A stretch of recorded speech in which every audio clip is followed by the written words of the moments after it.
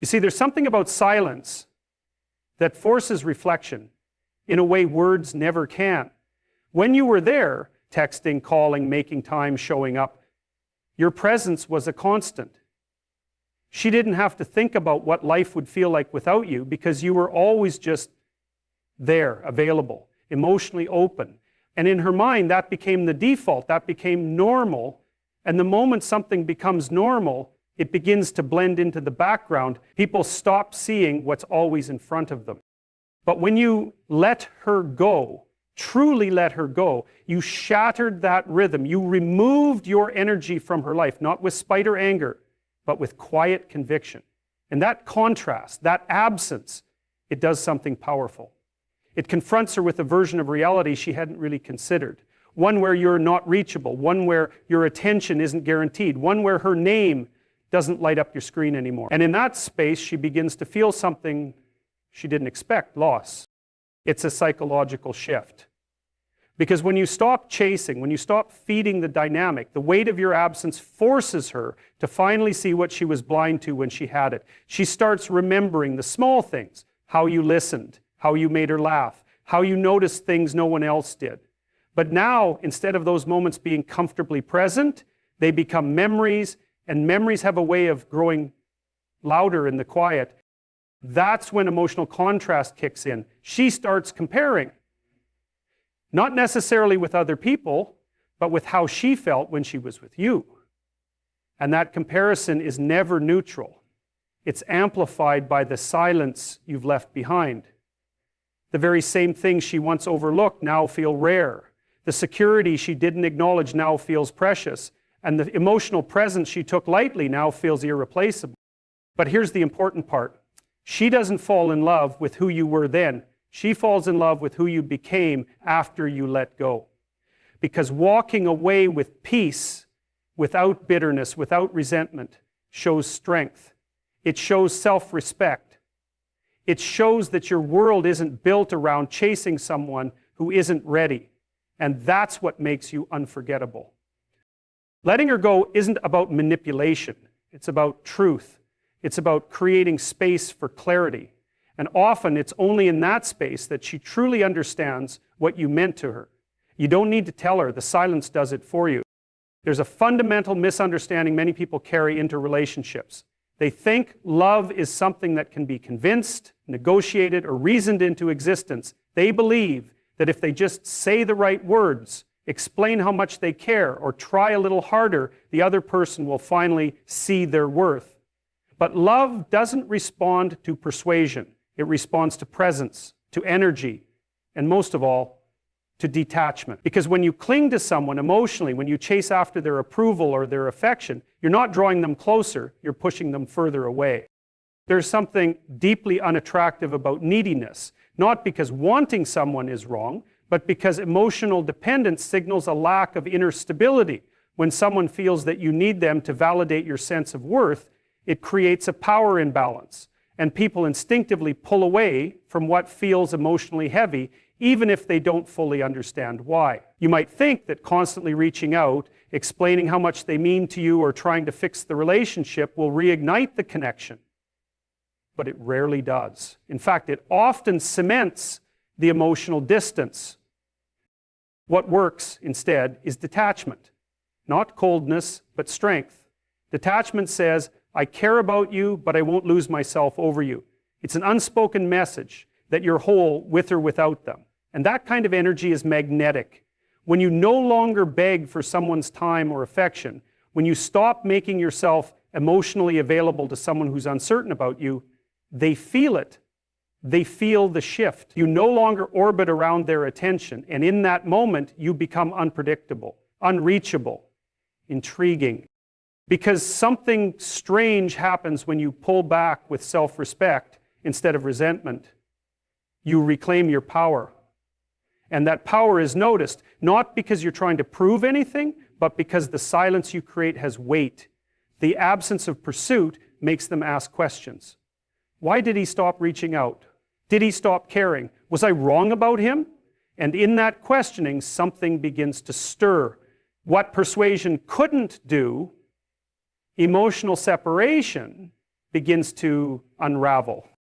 The irony is, the moment you stop trying to make them love you is often the moment they begin to feel something real. Because your detachment signals value. It shows you're not emotionally desperate. It shows you trust yourself enough to let go of what's not choosing you. And that kind of calm power is rare. People feel it and they remember it. When you walk away with your dignity intact, you don't just end the chase. You begin a shift, one that no amount of talking could ever create. When you stop reaching out, when you stop showing up in the ways she had grown used to, something subtle but significant begins to happen in her mind. She starts to wonder. Not in a shallow way, not with immediate clarity, but slowly, quietly beneath the surface. You've removed yourself from the equation. And with that, you've taken away her certainty. You're no longer predictable, no longer accessible, and that unpredictability starts to create emotional curiosity. She begins to think about you, not because you're reminding her, but because your absence demands her attention. As you said, the negativity grew. The mind naturally fills in the blanks when something familiar disappears. She used to know your routines, your tone, your patterns. She could rely on you being there in some way. But now that certainty is gone. The familiar rhythm is broken. And in that silence, the questions begin. Why isn't he calling anymore? Was he ever really that invested? Did I mean anything to him at all? And the more she tries to answer those questions, the more she revisits the past, moments you shared, things you said, the way you made her feel when no one else could. The emotional space you've left behind becomes filled with reflection. And that reflection often softens what was once ignored. People don't usually recognize what matters to them when it's constantly available. It's only when something slips out of reach that they begin to realize its value. And that's exactly what emotional curiosity does. It reframes the past through the lens of present uncertainty. She begins to feel nostalgic about things she never paid attention to while you were still there. Even your flaws might start to seem more human, more understandable. Because in the silence, there's room for a new story to be written, one where she wasn't as indifferent as she appeared, and you weren't as easily replaceable as she assumed. The thing is, we're drawn to what feels emotionally unfinished. And when you walk away without begging, without burning bridges, you leave the connection unresolved. Not in a manipulative way, but in a way that says, I'm done explaining myself. My actions were real. If you see it, you see it. If not, I'm still moving forward. That kind of closure without explanation leaves an open loop in her mind. And that loop, that gap between what she expected and what she now experiences, becomes a space where longing grows. Curiosity turns into reflection. Reflection turns into emotion. And emotion, when no longer being fed externally, starts to build internally. That's often when the heart begins to shift, not because of something you did, but because of the space you finally allowed her to feel it in. She doesn't start missing you when you go silent. She starts remembering who you were when you were still there. There's a certain respect that only comes when you stop fighting for a place in someone's life. Not out of pride, not out of bitterness, but because you recognize the quiet strength of choosing yourself over attachment. You realize that no amount of affection, effort, or sacrifice can make someone value what they're not ready to receive. And when you walk away, not in anger, but in clarity, that's when your energy begins to shift. That's when she starts to see you differently. You may have done everything right. You cared, you showed up, you supported her, you were consistent. But sometimes being good to someone isn't enough if they haven't learned to recognize what goodness looks like. If she's caught up in her own confusion, in her own need to chase excitement or validation elsewhere, then your consistency might feel boring instead of grounding. And that's not your failure. That's her emotional lens. But when you stop showing up, when you remove yourself from the position of always giving, something deeper begins to unfold. Your silence isn't passive. It becomes a mirror. It reflects her choices back at her. She begins to see what life feels like without your stability, without your care, without your quiet loyalty. And for the first time, She starts to respect what she once overlooked, not because you demanded it, not because you argued your worth, but because you stepped away. That's the paradox.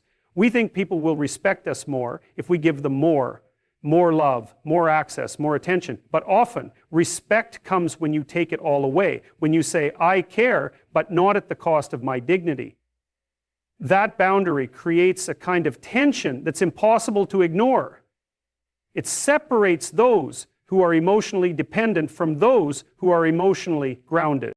And grounded men, those who can love deeply but still walk away, are rare. Most people expect to be chased when they pull away. They expect your patience, your pleading, your persistence. But when instead they're met with peace, with silence, with indifference that doesn't stem from hate but from healing, that's when they begin to question everything. The truth is, she starts to respect you after you let her go, because that's when she realizes you had a choice. You could have stayed in the cycle. You could have begged. You could have lowered your standards just to keep her, but you didn't. You walked. Not because you didn't care, but because you cared enough about yourself not to remain where you weren't fully valued. That choice echoes louder than any confession of love ever could.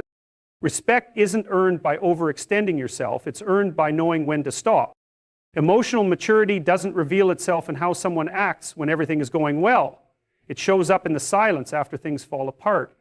It shows in how you handle being ignored, how you respond to being dismissed, and most importantly, how you walk away when your presence is no longer honored.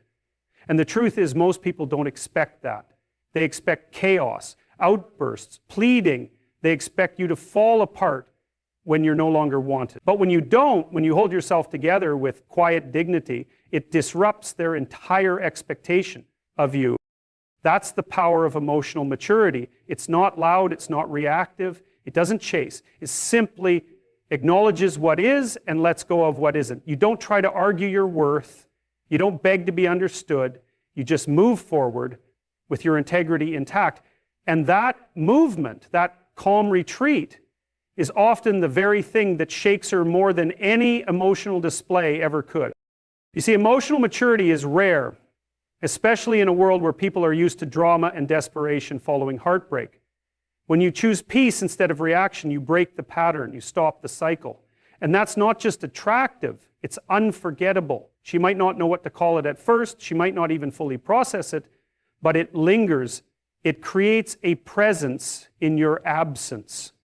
She starts thinking about how you handled things, about how you didn't fight to be kept, but didn't leave with resentment either, about how you carried yourself with strength instead of spite. And in her mind, that becomes a form of stability that stands out, because most people don't offer that kind of calm. They offer chaos or coldness or emotional games.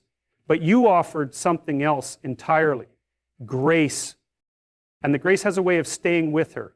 It plays back in her thoughts, especially when she finds herself in the presence of others who don't possess it. She starts noticing the contrast. She sees how others lack the depth, the discipline, the restraint. She realizes that what she thought was ordinary was actually rare. And in that realization, something shifts. She no longer sees you as just another guy who disappeared. She sees you as the man who walked away the right way, and that difference matters.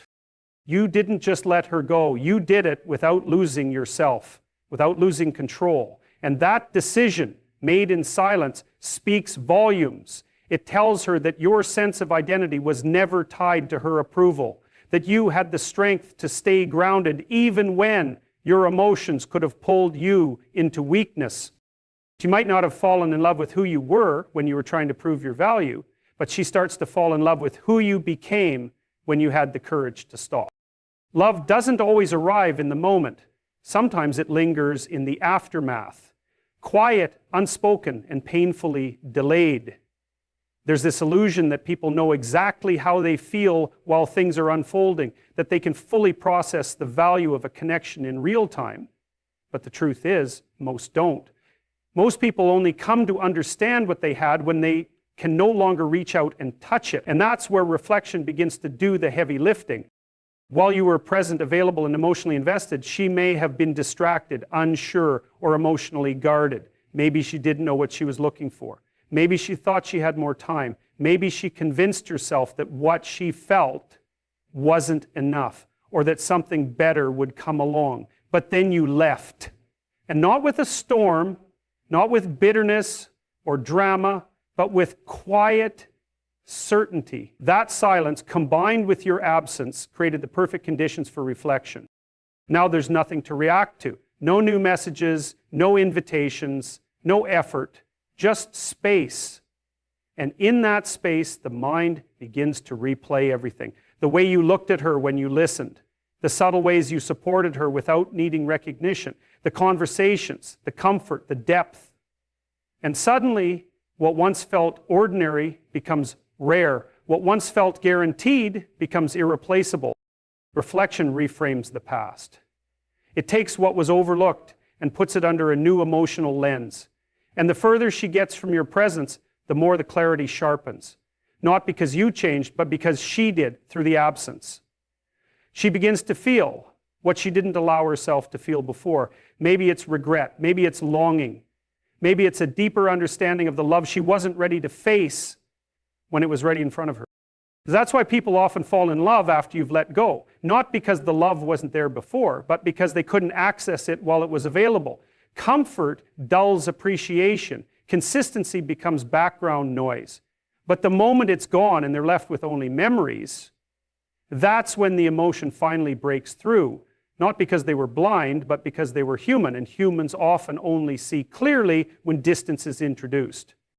So she didn't fall in love with you when you were trying to win her over. She fell in love with you in the quiet, in the aftermath, in the days and weeks where your absence forced her to confront what she had and what she lost.